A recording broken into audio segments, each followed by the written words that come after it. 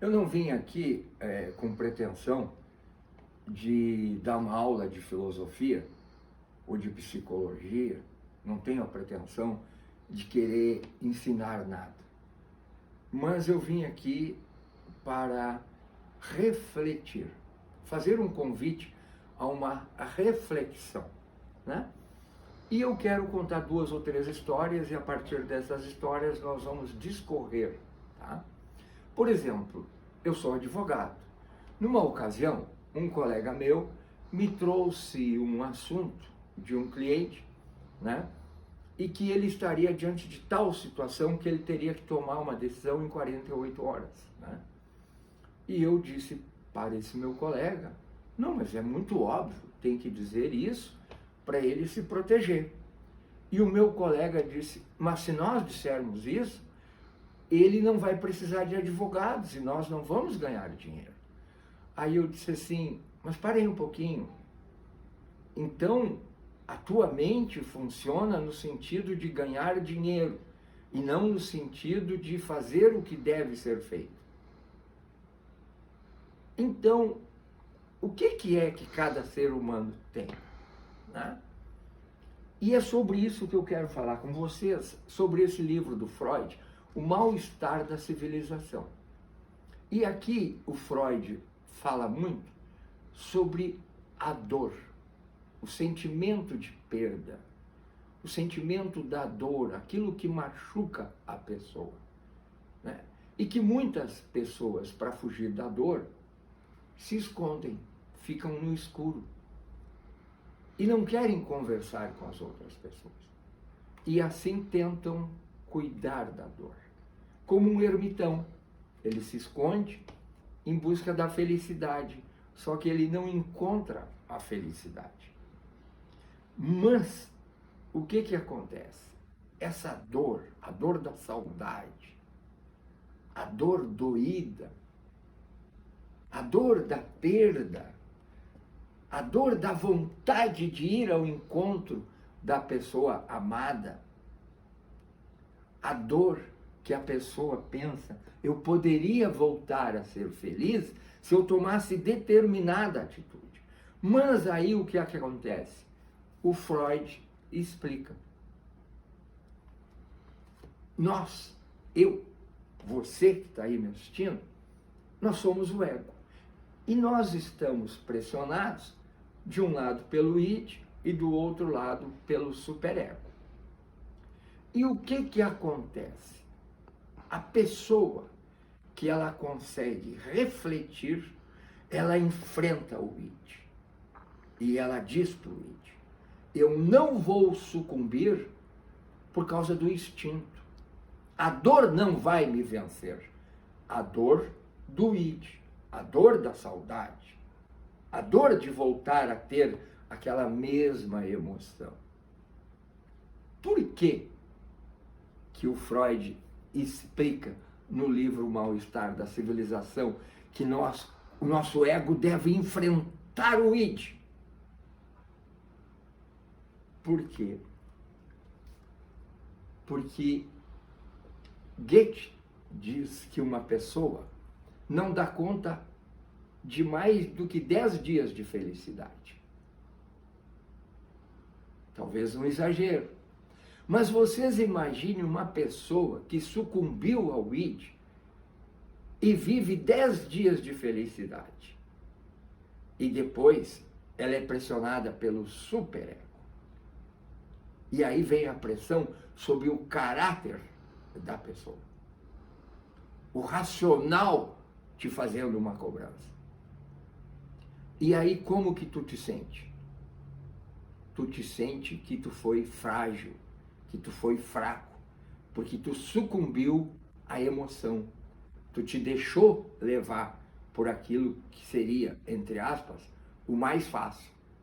Só que depois vem o mais difícil, que é enfrentar o superego, que é a cobrança racional. E essa, quando ela é muito forte, que ela dobra o ego, invariavelmente, qual é a saída que o ser humano encontra? Remédios, alcoolismo, ou talvez até um exagero, o suicídio. Então, nós devemos tomar nossas decisões pelo coração, mas filtrando a emoção e a razão.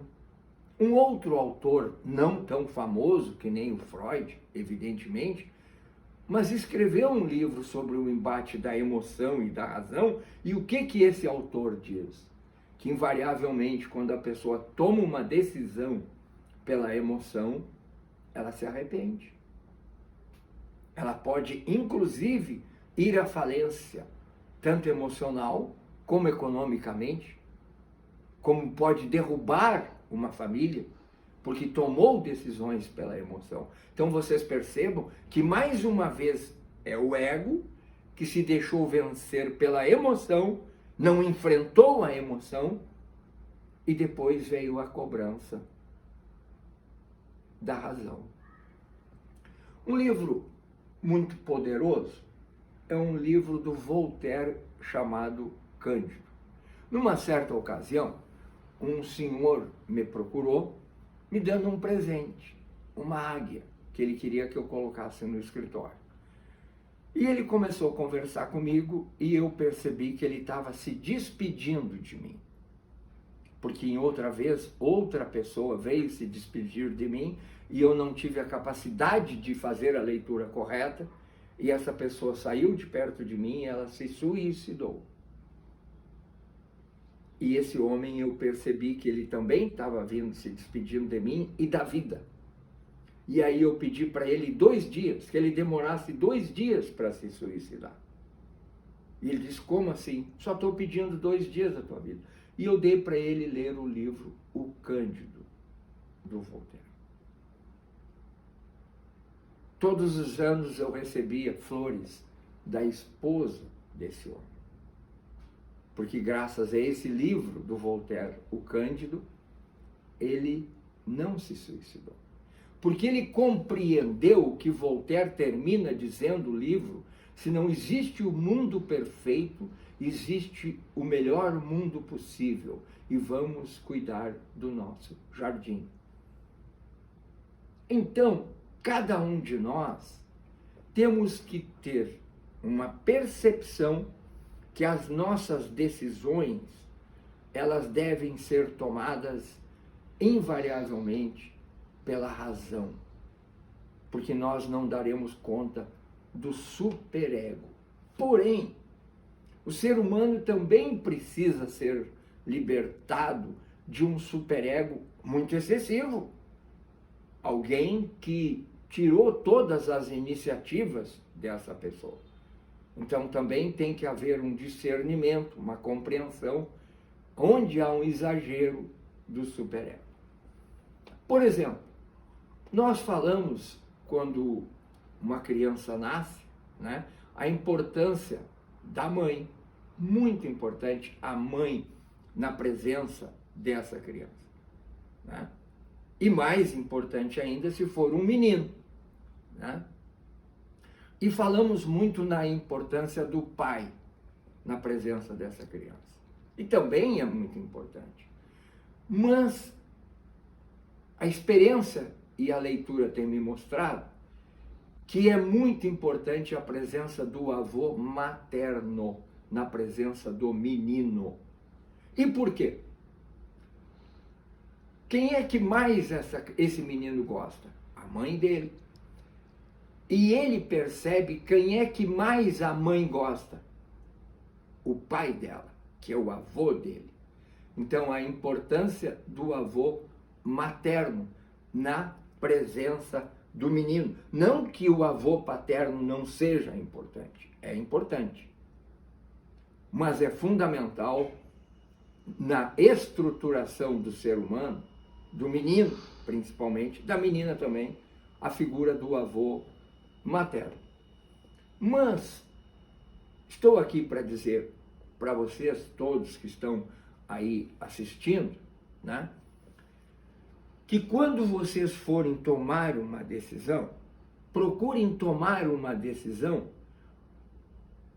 pelas qualidades da decisão. Se for com relação a uma pessoa,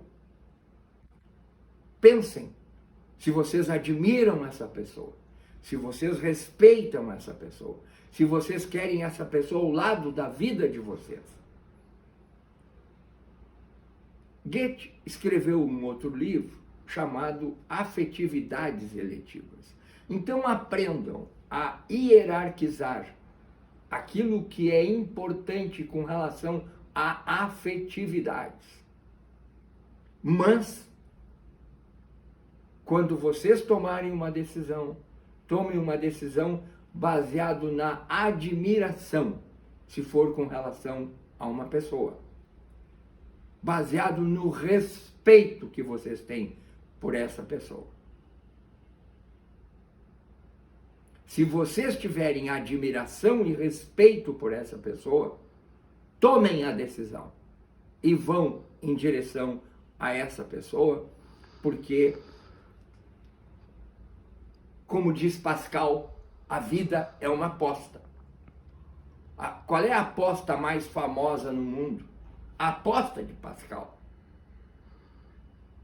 Então, ele diz, não vou trazer aqui, elucidar a aposta de Pascal, a maioria de vocês já sabe o que é, ou deixo para um outro momento, mas ele diz que se a pessoa tiver 70% de convicção que aquela decisão vai trazer uma felicidade para ela, ela deve apostar.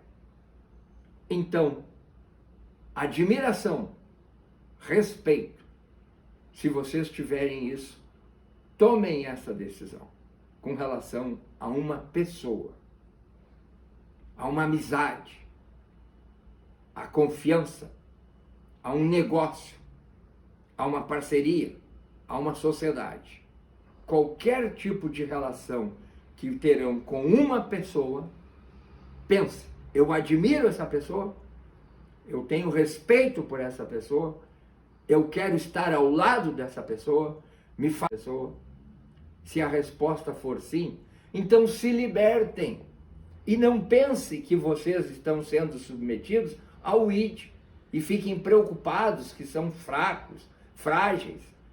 Não, estão sendo fortes, porque conseguiram discernir qual o caminho correto, o caminho a trazer uma estabilidade nos negócios, nas relações de amizade, nas relações interpessoais e também nas relações conjugais, na vivência com o amor da vida de vocês.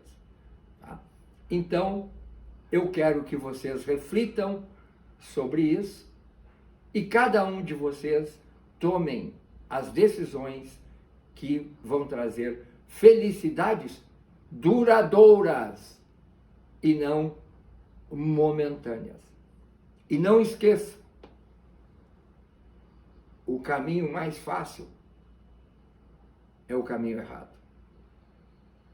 O caminho mais difícil é o caminho certo. Porque o caminho mais difícil forja a pessoa.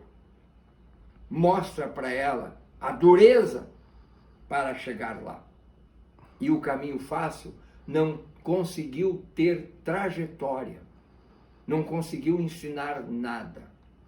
Por isso que tem pessoas que precisam caminhar 200 quilômetros na tentativa de se reencontrar. Porque é um caminho difícil.